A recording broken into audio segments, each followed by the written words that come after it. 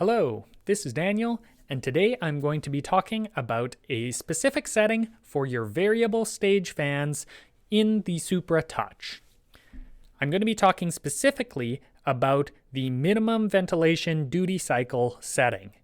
So let's hop into the menu and go to our settings, and then we're going to go into staged ventilation and variable stages, and then here we can see right here we have this checkbox, enable minimum vent duty cycle.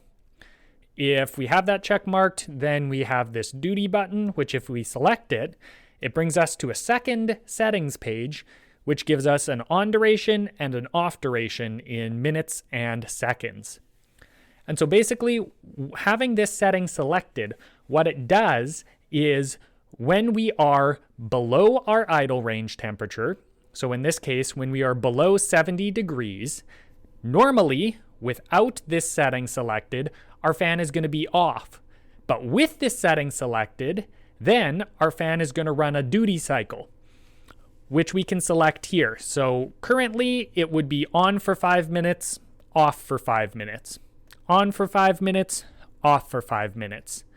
So this setting allows you to, if your idle speed, because of your fan, you need to have it, let's say, in this instance at 30%, and that's pushing a decent amount of air, but just because of the fan that you have, you can't run it any slower. It just chugs and doesn't run smoothly. But you don't want it to be running at that idle speed all the time for your minimum ventilation, because that is cooling things off too much. And especially say maybe in winter where it's really cold outside, you still want that fresh air coming in, but that's pulling in too much fresh air.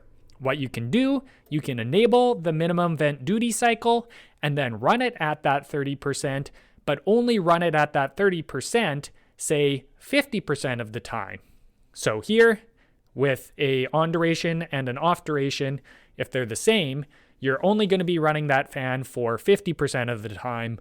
If we even upped our off duration to 10 minutes, then it would be on for 5, off for 10.